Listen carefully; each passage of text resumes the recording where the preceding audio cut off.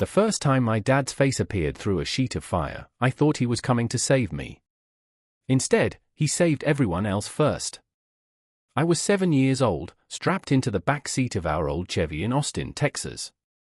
My mom was pregnant, my little sister was 4, and I remember the smell of gasoline right before the world exploded. I didn't even know what silence was back then, but that night taught me. The blast stole my hearing, peeled skin from my arms, and left me with scars that strangers still stare at like I'm some kind of sideshow. That accident was supposed to be the worst thing that ever happened to me. Instead, it became the excuse my parents used to chain me for the next 25 years. They called it protection. I called it control. At 15, when I wanted to go to a sleepover, my mom would shake her head and say, "You can't. What if there's a fire?" You wouldn't hear the alarm. At 20, when I applied to study art in Chicago, my dad ripped up the acceptance letter and muttered, "Out there, you die in a week." Even in my 30s, they treated me like a fragile piece of glass, incapable of living without their supervision. They managed my medical appointments, my insurance, and even the settlement money from the accident. They made every decision, and I was expected to smile with gratitude. But here's the cruelest part: my younger sister, Layla, never forgave me for surviving. Layla was 4 when Dad carried her out of the burning car. She grew up beautiful, unscarred, with perfect hearing. And she hated me for the sympathy I received. Every relative, every neighbor, every stranger at the grocery store, all of them looked at me with pity. I would have traded every ounce of it just to look like her. But Layla acted like I'd stolen something from her, like my pain was an attention magnet aimed right at her insecurity. She once told me, "You get handed everything because of your scars." If that car had blown up 5 seconds sooner, maybe I'd finally be the special one. I laughed it off back then. But I never forgot it. Fast forward to last year, I was 32, living alone in a tiny apartment in Dallas. I'd finally carved out a sliver of independence with my remote bookkeeping job. My world was numbers on a screen, spreadsheets stacked like endless prison walls. But that isolation felt safer than being under my parents' roof. Until the night my lasagna betrayed me. I'd shoved it in the oven while working late, the glow of Excel cells hypnotizing me. Being deaf means you miss the alarms that should save your life.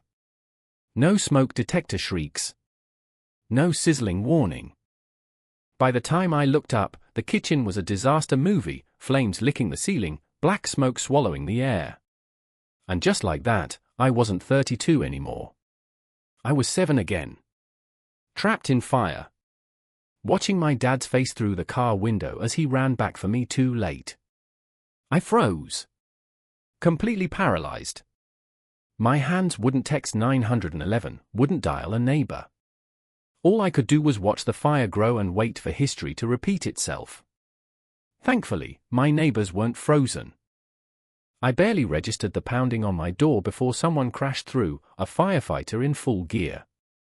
Later, I learned his name was Ethan.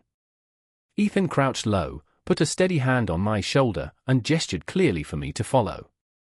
His movements were deliberate, calm, almost like he'd studied how to communicate with someone like me.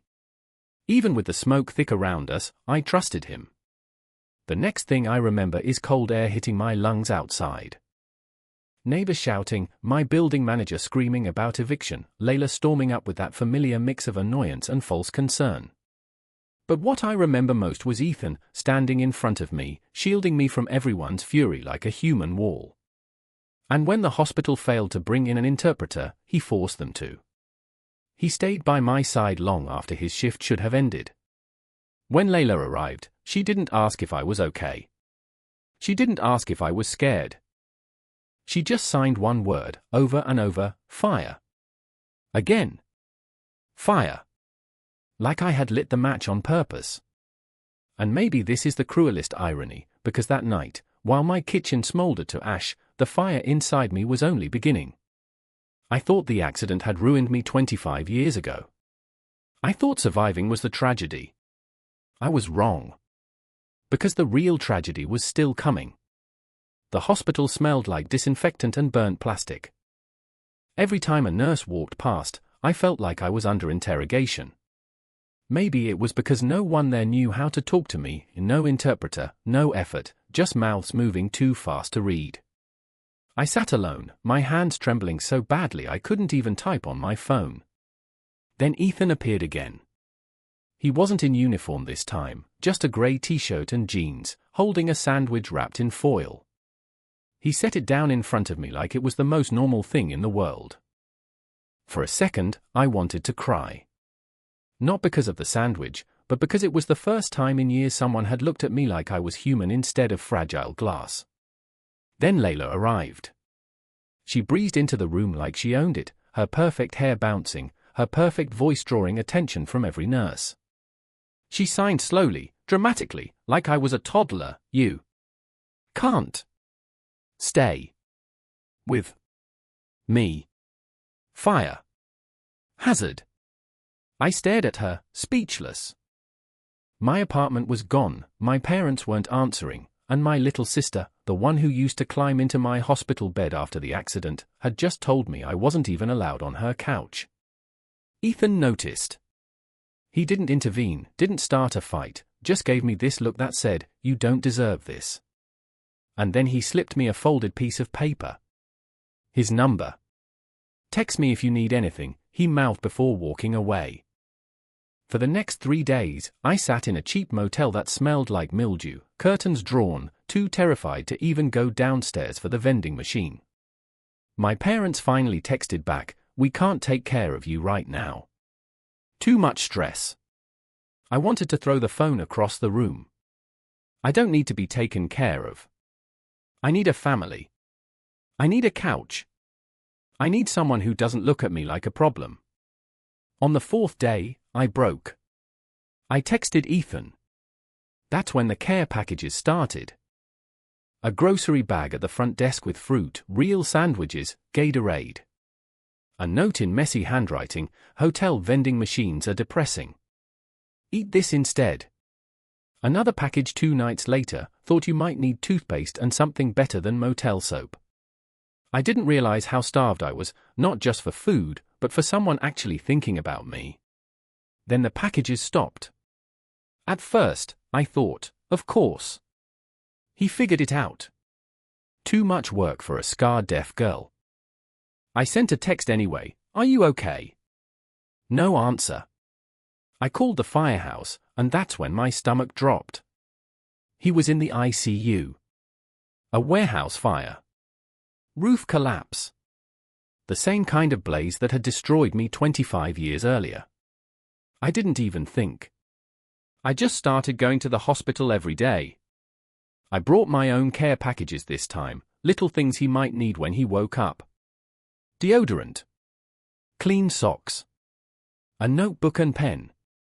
He never woke, not at first, but I sat by his bed anyway, talking to him like he could hear me. The strange part? His firefighter family didn't look at me like an outsider. They called me Ethan's girl, even though we'd barely spoken.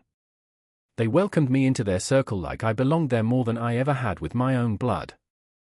3 weeks later, Ethan opened his eyes. He was pale, bruised, tubes everywhere, but the first thing I saw was the way his face lit up when he noticed the pile of ASL books stacked on the nightstand. His hands trembled as he signed something clumsy, but I understood, "Thank you." I wanted to tell him everything, how scared I'd been, how he was the first person to make me feel safe since childhood. But before I could, Layla showed up. She leaned against the doorframe, her smile sharp as glass. She started signing to him like she was the star of the show, exaggerated movements, batting her eyelashes. I could tell she thought she was winning. She always thought she was winning. But Ethan didn't look at her. He looked at me. And in that moment, I felt something dangerous blooming in my chest. Something like hope. I thought maybe the fire had finally burned away the chains my parents had wrapped around me. Maybe, just maybe, I was about to start living for real. But I was wrong. Because what came next wasn't freedom. It was war. When I was 7 and trapped in that burning car, I remember pounding on the window as smoke filled my lungs. My dad's face appeared through the flames, and for one single second, I thought I mattered more than anyone else in the world. Then he ran. He saved my mom first because she was pregnant. He saved Layla second because she was only 4. And then the car exploded, swallowing the sound of my own scream. That's how my hearing died. That's how my skin melted into maps of scars. That's how I learned, before I even hit puberty, that in my family I would always be last. 25 years later, sitting in a hospital room teaching Ethan the ASL alphabet, it all came rushing back. Watching him struggle with those first shaky signs was like staring at my own reflection in the past. Except this time, I wasn't drowning alone. Ethan had lost more than just his hearing in that warehouse fire. His leg was shattered, his career gone in an instant. His firefighter brothers tried to visit, but they didn't know how to talk to him anymore. They'd clap him on the shoulder, mumble a few awkward words, and leave faster than they arrived. I knew that look in his eyes. That hollow ache of realizing the world you built your identity on had gone silent. So I started showing up every day. I brought flashcards, doodled silly drawings to help him remember signs. I exaggerated my expressions to make him laugh. And slowly, I saw something flicker back to life in him. The irony wasn't lost on me. I'd spent years begging my parents to see me as capable, and here was a man who'd lost everything, looking at me like I was the one saving him. But Layla couldn't stand it. She came by more often, hovering in the background, making snide comments. Once, when Ethan signed "You're strong" to me with clumsy hands, she rolled her eyes and muttered just loud enough for me to read her lips, "Strong." She couldn't even keep her own apartment from burning down. The venom stung, but I swallowed it. I was used to her. I'd been swallowing her poison since we were kids. I used to think Layla's resentment was about the accident, that she hated how adults doted on me afterward. But as I got older, I realized it wasn't just that. Layla thrived on being the center of attention, and my existence ruined her script. Every scar on my body was a reminder that tragedy had made me unforgettable, while she remained ordinary. My parents never helped. They fueled it without even realizing. Every time my mom stroked my hair and whispered, "You'll never live alone, sweetheart. We'll always protect you." Every time my dad signed checks from my settlement without asking my opinion. They carved Layla's resentment deeper while convincing themselves they were being responsible parents. The night Ethan was finally discharged, he looked me dead in the eyes and signed, shaky but determined, "Teach me. Please." And that's how our routine began. Days filled with therapy for his leg, evenings filled with my crash course ASL lessons. We laughed through mistakes, argued over the difference between angry and hungry, and built something quiet but solid. For the first time since I was 7, I didn't feel like a burden. I felt necessary. But the more Ethan leaned on me, the more restless my parents became. They hated that he was deaf too. At dinner one night, my dad pushed his plate aside, glaring at Ethan like he was a broken appliance. "You're supposed to take care of her," he snapped. "Not compete for who needs more help." Ethan's hand tightened around mine under the table. I signed back firmly, "Ask me what I need. Stop deciding for me." The silence afterward was heavier than the fire had ever been. We left before dessert, my chest buzzing with fury. But halfway home, Ethan's grip on the steering wheel went rigid. Smoke curled into the sky a few blocks away. By the time we reached the burning house, my stomach was ice. Flames roared out of the windows, just like the Chevy had all those years ago. Ethan didn't hesitate. He pulled the car over, signed "Call 911" at me, and ran straight into the inferno. My hands froze around my phone. I couldn't move. Couldn't breathe. The fire had stolen too much from me once, and now it was dragging me back into its nightmare. I thought I'd already lost everything at 7 years old. I thought I knew what it felt like to hit bottom. I had no idea. Because this time, the fire wasn't coming for me. It was coming for the only person who'd ever truly seen me. The heat hit me like a wall the moment I stumbled out of the car. People were screaming, pointing, pulling children into the street. Black smoke clawed at the sky while flames chewed through the windows. But all I could see was Ethan, disappearing inside. My body betrayed me. My legs locked, my phone slipped from my shaking hands. Suddenly I was 7 again, pounding on a car window as fire devoured everything I loved. Except this time, I wasn't trapped. This time, I had a choice. My feet moved before my brain caught up. I yanked my shirt over my mouth, crouched low like Ethan had taught me during one of our ASL lessons. Smoke rises. Stay down, he'd signed, grinning like it was just trivia. Now those words were the only thing keeping me alive. I crawled through the front door into a hell of collapsing beams and choking ash. My eyes watered so badly I could barely see. My palms scraped against broken glass as I groped through the dark, calling Ethan's name in a voice I couldn't even hear. Then I found him. Pinned under a chunk of ceiling, his leg twisted at an angle that made bile rise in my throat. His face was streaked with soot, eyes closed, chest barely moving. I shook him desperately. Nothing. The smoke burned my lungs like sandpaper. I tried lifting the beam, but it wouldn't budge. Panic clawed at me until one memory surfaced, Ethan teaching leverage in his disability awareness class. You don't need strength. You need the right angle. I spotted a metal pipe on the floor. Wedged it under the beam. Threw every ounce of my body weight onto it. With a groan of splintering wood, the beam shifted just enough. I dragged him free. His leg trailed uselessly behind, but I didn't stop. Inch by inch, I pulled us through the suffocating dark, praying I was heading toward the exit. I couldn't tell anymore. The world was just fire and blackness. My chest screamed for air, vision tunneling. My arms shook, ready to give out. Then, hands. Strong hands grabbing us, hauling us both forward. Ethan's firefighter brothers had arrived. The next thing I knew, we were sprawled on the pavement, paramedics swarming. I ripped the oxygen mask off when they tried to put it on me. My chest still heaved like it was filled with broken glass. And then I noticed it. The silence. Not the muffled quiet I'd lived with since the accident. Not the faint echoes I'd clung to for years. This was absolute nothing. A void so total it swallowed even my own voice. The fire had taken the last piece of hearing I had left. At the hospital, they wheeled us into adjacent rooms. Ethan's leg was broken badly, but the doctors whispered that it could heal. His lungs were a different story, too much smoke, too much damage. For me, the whiteboard confirmed what I already knew, permanent deafness. No more clinging to scraps of sound. Just silence, forever.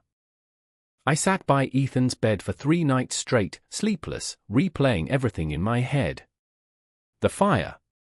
The weight of the beam. His still face under layers of ash. On the 3rd morning, his eyelids fluttered open. For a heartbeat, he looked confused. Then his eyes found mine, and something steadier returned. His hand lifted, shaky, trembling. He spelled letters clumsily into the air. THANKYOU, tears spilled down my face before I could stop them. A nurse rolled in with a whiteboard, and Ethan scrawled a message with unsteady fingers, "Can't hear anything. Is this how you feel all the time?" I nodded. Wrote back, "Welcome to my world. At least we match now." And for the first time since the fire, he smiled. A broken, beautiful smile that cracked something wide open in me. But even in that moment of fragile connection, a shadow lingered at the edges of my mind. Because I knew one thing for sure, the fire wasn't finished with me. Not even close. 2 weeks after the fire, when Ethan and I were finally able to breathe without coughing up ash, the letter arrived. A thick envelope, addressed to both of us, stamped with a court seal. Inside, conservatorship papers. My parents wanted legal control over me and my finances, my choices, my future. Their reasoning? Our daughter is now completely deaf and emotionally unstable after recent traumatic events. My hand shook so badly I dropped the papers. Ethan picked them up, his jaw tight, his signs sharp. This makes no sense. You live alone. You teach. You support yourself. Why now? I already knew why. The trust fund. The settlement money from the car accident that had been managed by my parents since I was 7. And now that I'd married another deaf person, they were panicking. Because they couldn't control both of us. We confronted them. My mom opened the door with a practiced smile, my dad seated in the living room surrounded by neat stacks of bank statements, medical reports, legal folders. "Sit down, sweetheart," Mom said, her lips moving slowly, exaggerated, like I was a child. "We just need to discuss your future." Ethan sat beside me, his hand squeezing mine under the table. Dad launched into his speech. I caught enough to understand the gist. I was reckless, disabled, incapable of making safe choices. They'd already spoken to a lawyer. They were protecting me. Protecting me from what? I signed furiously. From living my life? From marrying who I want? From existing without you? Mom's face hardened. Her lips formed words I had learned to hate, from burning down more buildings. Ethan kept his signs calm even as his jaw clenched. We both have jobs. We support each other.